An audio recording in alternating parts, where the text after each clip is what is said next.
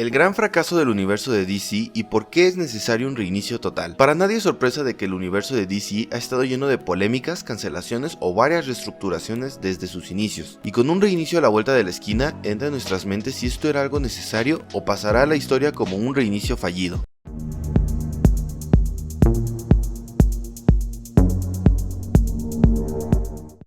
Desde 2002, Warner había querido estructurar un universo de películas con sus superhéroes más conocidos dentro de DC. Viendo que las películas de Batman y Superman que habían sacado con anterioridad con diversos actores habían sido un semi-éxito, en 2007 se quisieron arriesgar en sacar una película de la Liga de la Justicia, teniendo como título Justice League Mortal. Dentro de la cinta contaríamos ya con varios héroes establecidos, convirtiendo a esta cinta en una carta de presentación para todos los personajes, ya que, posteriormente, tenían planeado sacarle a cada uno de los superhéroes proyectos en solitario. Este proyecto ya contaba con un director y era nada más y nada menos que George Miller. También ya se tenían a los actores que interpretarían a todos los héroes, pero en 2007 sucedió una huelga de guionistas similar a la que está sucediendo en estos momentos y detuvo el proyecto por un año. Pero entonces, ¿qué causó su cancelación? Simple, la cancelación surgió por temas de presupuesto, localizaciones y el cuadrar todas las agendas de los actores, y antes de que empezaran a surgir aún más problemas, Warner y el director decidieron dar un paso atrás y optar por una cancelación. Bueno, lo intentamos. Hay que recordar que en estos momentos ya existían las películas de Nolan con Batman, entonces hay que aclarar que esta película cancelada de la Liga de la Justicia no iba a tener nada que ver con ese universo de películas. Podemos intuir entonces que desde 2008 Warner tenía planeado hacer diversas historias con sus personajes, pero también en 2011 salía el rotundo fracaso de Linterna Verde con Ryan Reynolds, donde también se cancelaron futuras secuelas o planes de querer realizar un nuevo universo compartido. En 2013 llegó la nueva adaptación de Superman de la mano de Zack Snyder y Christopher Nolan, siendo esta la película que serviría como base para el nuevo universo de DC. De hecho, dentro de la misma película ya teníamos referencias a Lex Luthor y Bruce Wayne. Aquí también hay que aclarar que aunque Christopher Nolan haya tenido participación dentro de la producción de la cinta, él mismo optó por no querer interferir con la visión que tenía Zack Snyder con el personaje. Haz lo que quieras, pequeña niña estúpida. Para muchos fans, este enfoque nuevo de Superman no da a relucir el verdadero significado e historia de Superman en los cómics a lo largo de la historia. Recordemos que en los cómics Superman siempre ha sido lo opuesto a lo que Zack Snyder llevó a la gran pantalla.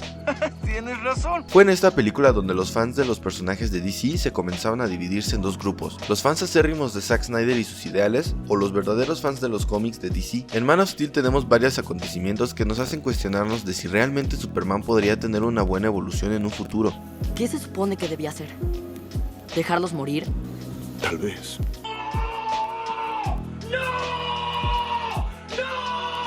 Tan solo con ver todo el desenlace de la pelea final, donde en ningún momento Superman se preocupa por Metrópolis y sus ciudadanos, mientras se enfrenta con Zod. También agregamos el hecho de que a pesar de tener muchos daños colaterales para Metrópolis, Zack optó por poner mejor un beso entre Lois y Superman en medio de edificios destruidos y quizás varios cadáveres. Oye, Superman, antes de besarte podrías ayudar a las personas que están abajo de tierra baja. No. Después del estreno de Man of Steel, Warner decidió dar luz verde para su siguiente película, la cual sería Batman contra Superman. Aclaremos una cosa, esta película solo existe porque Warner quería competir ya directamente con Marvel, obligando a que esta cinta ya fuera un enfrentamiento entre sus dos grandes héroes, porque Marvel en ese momento ya lo estaba haciendo con Iron Man y Capitán América, acelerando su universo un 300%. Güey, no pasó ni un minuto, güey, o sea, no mames, espérate. O sea, con todo respeto, carnalito, chingas a tu madre, güey. Cuando Batman contra Superman finalmente se estrenó, tanto la crítica como el público destrozaron la cinta, criticando la historia, el exceso de personajes y el exceso de subtramas inconclusas. En esta película tenemos a Batman, Doomsday, Lex Luthor, Wonder Woman, Flash, Cyborg, Aquaman, una historia de Lois, la historia de Superman con el gobierno, la historia de Lex Luthor con la Kryptonita, y también tenemos un intento de adaptación de los cómics de la muerte de Superman, The Dark Knight Returns, e incluso un poco de Injustice. ¡Ah, la verga! ¡Ay, güey, mi mente! Donde aquí comenzaba la tendencia dentro de Warner de recortar las películas y hacer que se sientan incompletas y confusas, donde tiempo después sacan una versión completa. Gracias a Batman contra Superman y su bajo desempeño tanto en crítica como en taquilla, Warner comenzaba a dudar si querían a Zack Snyder como líder del nuevo universo que querían llevar a cabo. Durante la producción del Escuadrón Suicida, nuevamente Warner empezaba a meter mano porque la idea original que se tenía para la historia fue cambiando, ya que se estaba notando que el efecto Zack Snyder de hacer películas serias y con una paleta de color muy apagada, no estaba generando los resultados esperados, cambiando el ritmo de la película. Después del estreno, El Escuadrón Suicida tiene un mal desempeño nuevamente en taquilla y en crítica, y fue aquí donde Warner se dio cuenta de que el efecto Zack Snyder estaba siendo negativo para todos sus personajes. Como dato curioso, durante la campaña de promoción del Escuadrón Suicida, ya habían confirmado que se encontraba en producción una película del Joker con Jared Leto. ¡Locura! Pero pues todos sabemos que esa película murió para revivir en el ave fénix que hoy conocemos como Joker de Todd Phillips. Me atrapaste. Sí es cine. Con el estreno de la primera película de Wonder Woman, por fin, después de varios intentos, Warner tenía un home run donde se sentía más que la directora Patty Jenkins y la actriz Gal Gadot querían dar su propia visión del personaje, dando una película que obtuvo buenos resultados para Warner, tanto en taquilla como en crítica.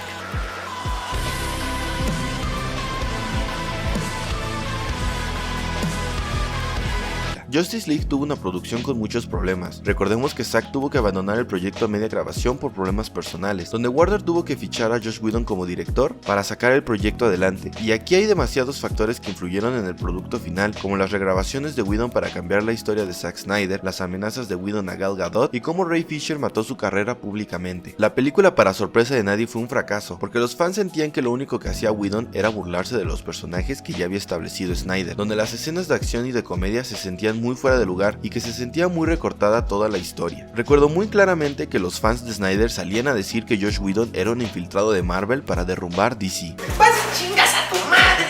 Warner se cansó de depender de Zack Snyder y fue cuando contrataron a Walter Hamada, donde este productor salió a decir que todas las películas que comenzarían a sacar serían historias que no dependerían del Snyderverse. Luego llegaron las películas de Aquaman, Shazam, Birds of Prey y Wonder Woman 1984, donde ya se comenzaba a notar que las películas no tendrían ninguna conexión con el Snyderverse y se enfocarían más por darle una historia a sus personajes. Oh my god, esto va a ser épico, papus. Ojo, no estoy diciendo que todas sean buenas, porque para mí la película de Harley Quinn se me hace tan aburrida que no recuerdo nada de la trama, y la segunda de la Mujer Maravilla la siento más como una involución para el personaje de Gal Gadot. ¿Qué idiota diseñó esta cosa? Usted, señor. Ah, bueno. Wilson, despida a alguien. Sí, señor presidente. Después de esto, finalmente Zack Snyder pudo sacar su visión original de la Justice League con el Snyder Cut. Pero para poder lograr esto, los Snyder fans todo el tiempo estaban en redes sociales pidiéndolo, diciendo que Warner odiaba a Zack porque solo se burlaban de él y los personajes que había creado. Obviamente esta película es superior a la de Joss Whedon, pero sí resalta mucho de que a Zack Snyder le gusta sobreextenderse en una película, dando como resultado un producto de más de 4 horas. Cuando parecía que el episodio de los fans de Snyder había concluido, nos damos cuenta de que ellos apenas van empezando queriendo que Warner continuara con este universo, diciendo que si no lo hacen van a boicotear todo lo que saque DC porque solamente Snyder podía seguir con su universo y sus personajes. Creo que también fue culpa de Snyder por siempre querer meterle ideas a sus fans de lo que quería hacer, dando declaraciones sin sentido, motivando aún más a los fans para que siguieran molestando. Si no tienen nada que poner, no pongan nada, güey, no mames, al chile, no pongan nada, güey. Duérmete otro rato, güey. Después de que Disney despidiera a James Gunn por algunos problemas, DC no dudó ni un segundo en contratarlo para darle una oportunidad, dándole una película donde él podía escoger a los personajes que él quisiera, ya que sabían que él podía introducir personajes no tan conocidos de los cómics al cine. En The Suicide Squad, James Gunn toma literalmente el nombre del grupo, y podemos ver cómo no duda en matar personajes, y al grupo que decide dejar vivo en el resto de la historia, podemos ver cómo decide darles una evolución conforme pasa la cinta. Esta cinta era la primera en ver las consecuencias de los Snyder fans boicoteando todo lo que hacía Warner y DC, donde de hecho la película tuvo un buen recibimiento por parte de la crítica, pero por parte de la taquilla, no, aparte de que fue estrenada durante pandemia. That's what I'm talking about. That's why he's the MVP. That's why he's the GOAT.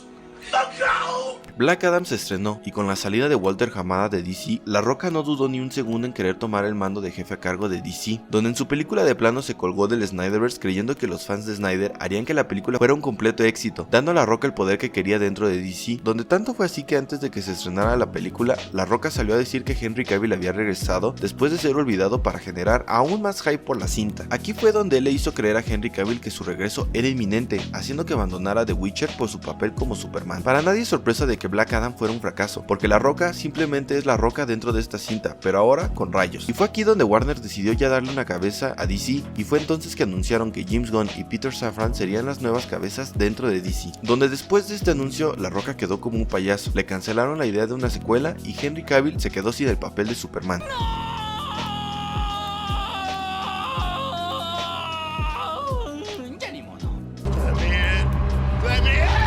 Ya después de este anuncio, James Gunn finalmente dio a conocer el plan que tenía para el futuro de DC, dejando en claro que las 3 películas que habían grabado antes de su llegada de DC eran antes del reinicio que se llevaría a cabo en The Flash, y también anunció múltiples proyectos donde el primero sería su película de Superman, que se alejaría de todo lo que había hecho Snyder con Cavill. También anunció varios proyectos de Batman, Supergirl, Green Lanterns, entre muchos otros héroes, y también declaró que dentro de su universo muchos personajes ya no contarían con una historia de origen, demostrando que la audiencia ya estaba más al tanto del origen de muchos héroes.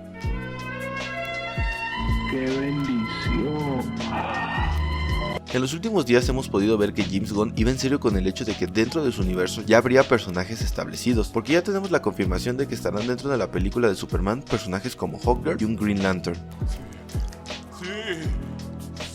Esperemos que en un futuro DC pueda tener un universo establecido y que los fans de Snyder finalmente acepten que él nunca va a volver, y que si realmente son fans de los personajes acepten el hecho de que no todo será Snyder y que hay mejores directores que él. También recordarles que los personajes pueden tener más adaptaciones aparte de las que hizo Snyder.